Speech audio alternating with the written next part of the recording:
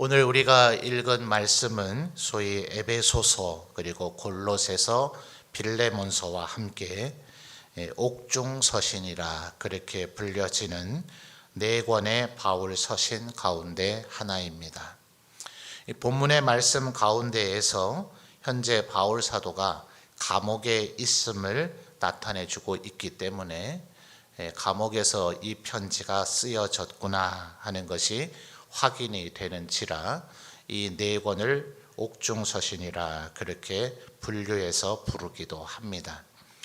또 한 가지의 중요한 특징은 이것이 바울 사도의 노년에 작성이 되어졌다는 것이고, 초대교회의 교회사의 기록에 따르면 이 네 권의 옥중서신을 작성하고 난 후 잠시 감옥에서 풀려나기는 하지만 불과 몇 해 지나지 않아서 결국 순교하여 하나님 곁으로 돌아가신 것으로 교회사는 기록을 하고 있습니다. 사실 바울 사도의 정확한 출생 연도를 어느 기록에서도 알려주고 있지를 않기 때문에 그저 연세가 좀 많았을 것이다, 아마도 순교를 당하지 않았다 하더라도 하나님 부름 받았을 때가 그렇게 멀지는 않았을 것이다 라고 모든 신학자들은 추정을 합니다.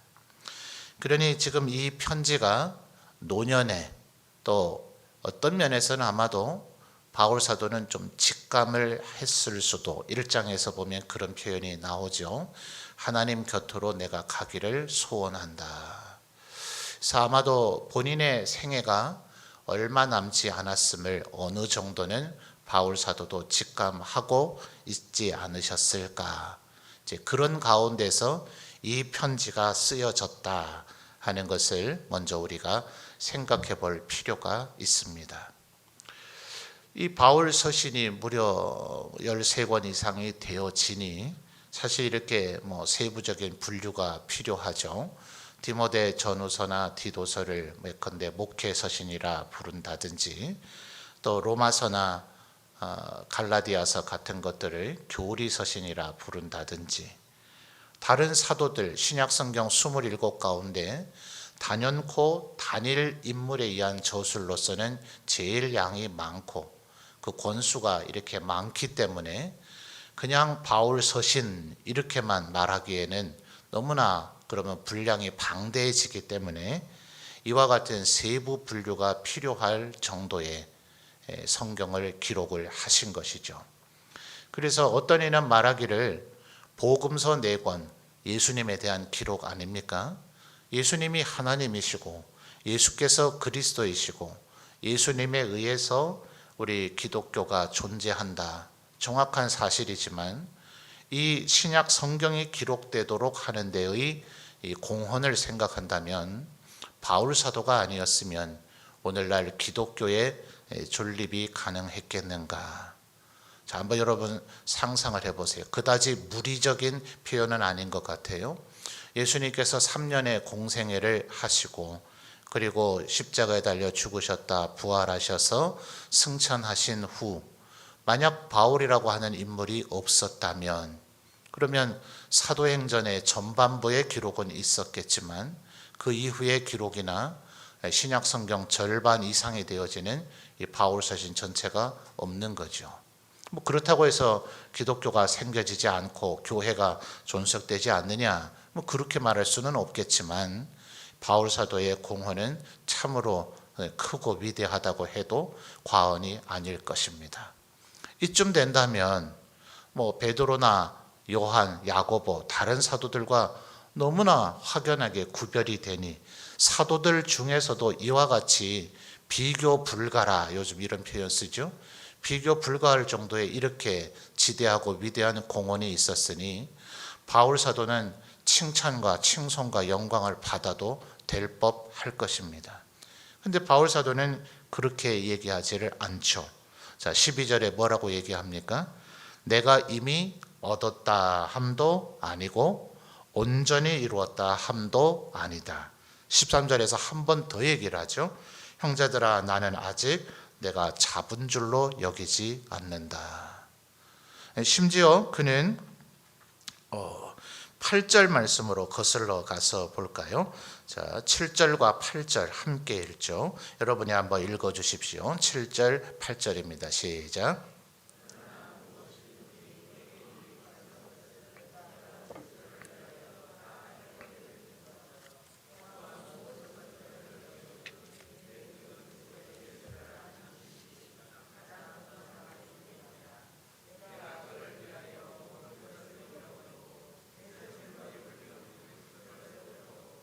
예, 문장이 끊겨서 죄송합니다. 9절에서 그 안에서 발견되려 함이다 이렇게 얘기했는데, 여러분께 짚어드리고 싶은 핵심 포인트는 이 바울 사도에 대해서 방금 전에 제가 소개해드린 것이 바울에 대한 충분한 소개라 할 수가 없죠.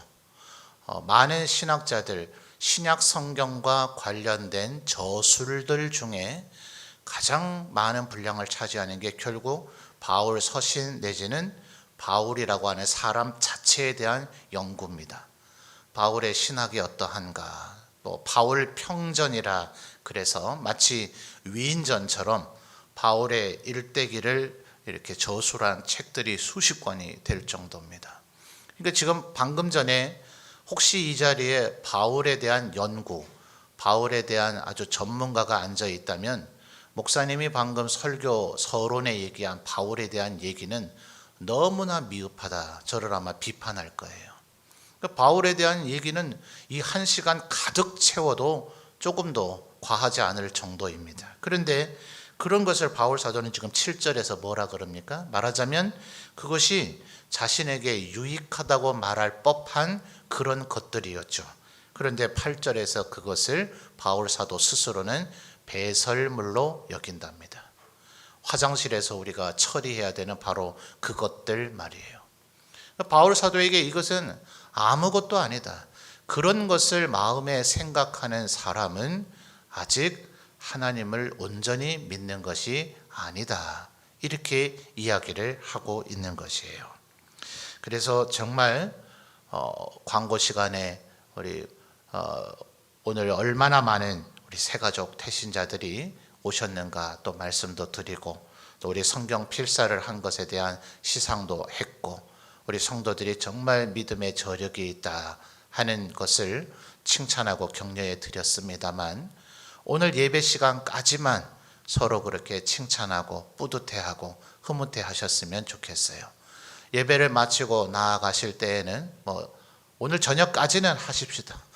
오늘 저녁 예배당에 빠져나가면서 마당에서 인사하실 때는 우리가 앞뒤 좌우의 분들에게 서로 인사하기는 하셨지만, 혹시 앉아있는 거리가 좀 멀리 떨어져 있어서 참 수고했단 말을 미처 못한 분들도 계실 터이니까 오늘 저녁까지는 서로를 많이 격려하시고 위로하시고 하십시오. 그러나 오늘이 지나고 나면 우리는 또다시 이것을 뒤로 던져버리고 앞을 향해 나아가야 됩니다.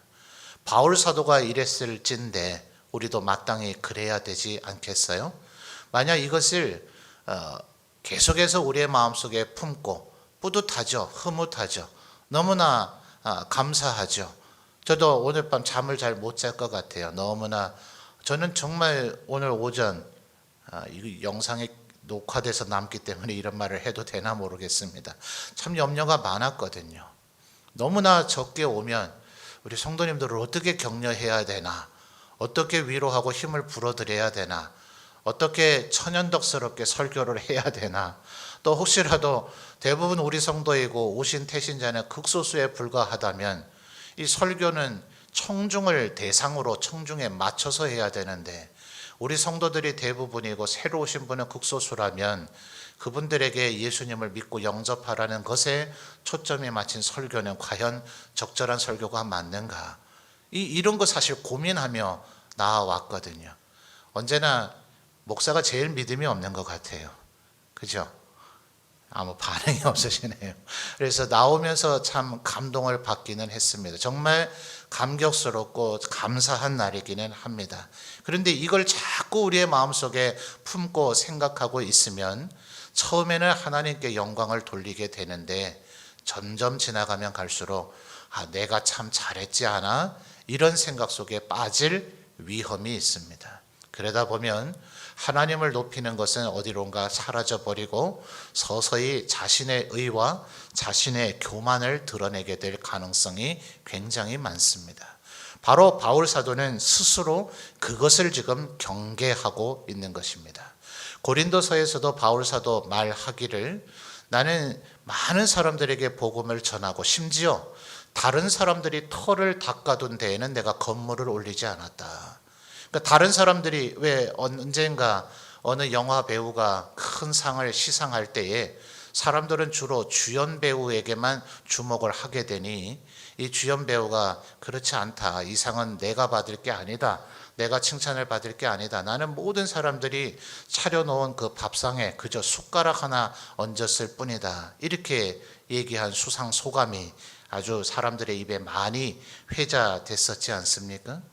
이 바울 사도 또한 그러한 거죠. 이것이 자신의 노력이 아니고 오직 하나님의 은혜라는 걸 그는 너무나 잘 알고 있기 때문에 나의 나된 것은 다 하나님의 은혜라 하였고, 내가 이렇게 다른 사람에게 많이 전하고 복음을 전하다가 오히려 정작 나는 하나님 앞에 버림받는 자가 될까 두려워한다.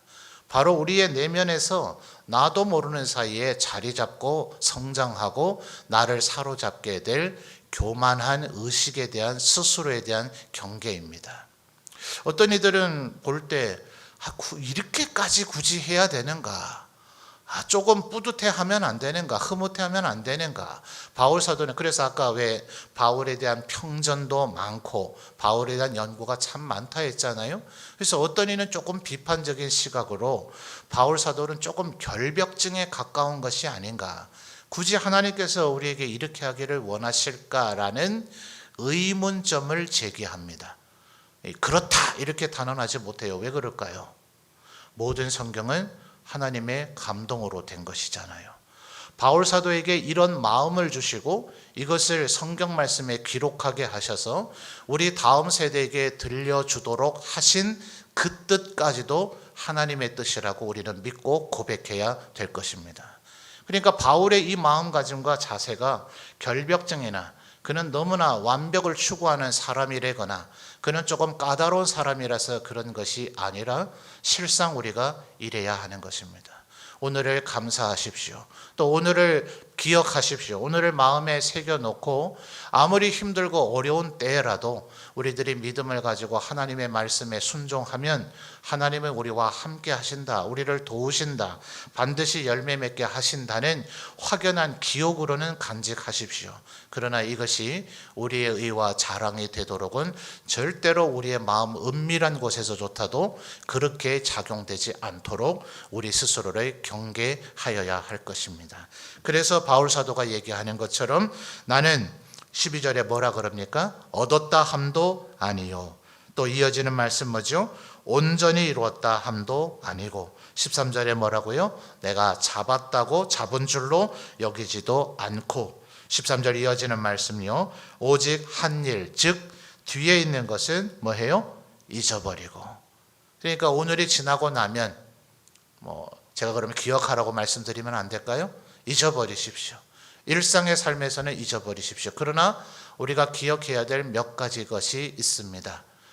과거에 제가 섬겼던 교회들도 그러하고 또 우리 교회도 아직 풀어야 될 숙제는 해마다, 작년에는 하지를 못했습니다만 해마다 이 모시고 온 300명, 400명 넘는 분들이 모두 다 성도로 열매 맺게 되지는 잘 못한다는 거예요.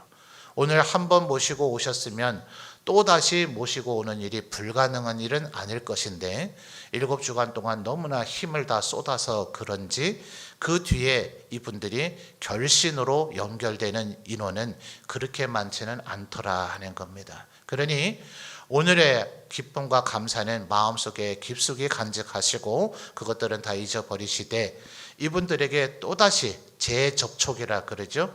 이제는 하나님 앞에 나와서 예배를 동참하게 했다면 이분들이 이제는 진정으로 예수님을 영접하고 예수 믿고 구원받는 자리에 이르도록 재접촉하고 결신하도록 그들을 계속해서 이제는 돌보고 섬겨나가는 그런 섬김이 또한 필요합니다. 그것이 바로 13절에서 얘기하는 앞에 있는 것을 잡으려고 이미 오전은 우리에게 과거가 되어졌습니다. 뒤에 있는 것은 잊어버리고 앞에 있는 것을 잡으려고 끝까지 앞을 향해서 나가야 되는 것이죠.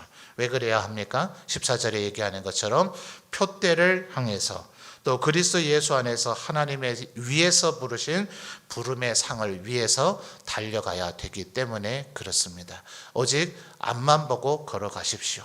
뒤에 있는 일들은 다 잊어버리고 때로는 우리의 허물도 잊어버리고 우리의 실수나 잘못도 잊어버리고 또 하나님 앞에 내가 귀히 쓰임 받았던 것들도 잊어버리고 또다시 새롭게 다가올 내일과 또 미래를 향하여 하나님 앞에 더욱 쓰임 받기를 간절히 소망하는 그 마음으로 달려가시는 우리 성도들이 되시기를 바랍니다. 그래서 16절 말씀 몇 장 몇 절이죠? 3장 16절이죠. 이건 무슨 영감도 아니고 대단한 비밀도 아닙니다만 신약 성경에 의외로 3장 16절을 찾아보시면 꽤 의미 있는 말씀들이 꽤 많습니다. 대표적인 게 요한복음 3장 16절입니다만 이 빌립보서도 그러고 다른 것들 한번 여러분 호기심이 있으시면 재미삼아 한번 찾아보세요.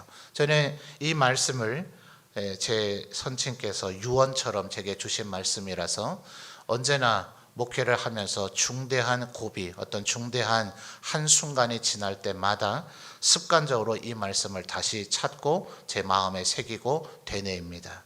우리가 어디까지 이르렀든지 그대로 행할 것이다. 여전히 했던 대로, 여전히 계속해서 그대로 하나님 앞에서 우리가 해야 할 일을 끊임없이 해 나갈 때 우리는 언제나 겸손한 자로 서 있게 될 것이고 하나님의 백성으로 서 있게 될 것이고 하나님 앞에 쓰임받는 자로 서 있게 될 것이고 끝내는 표대를 향하여 하나님께서 위에서 부르신 부름의 상을 향하여 끊임없이 걸어가는 그런 하나님의 백성들이 될 것입니다. 우리 성도님들 지난 7주간 동안 너무나 수고 많으셨고 오늘 하나님 앞에 크게 영광 돌렸고 모두 다 칭찬과 상급을 받으셔야 마땅합니다. 오늘의 이 기쁨을 감사하고 또다시 내일부터 새로운 앞을 향해 표대를 향하여 끊임없이 달려가시는 모든 하나님의 백성들이 다 되시기를 주님의 이름으로 축원합니다.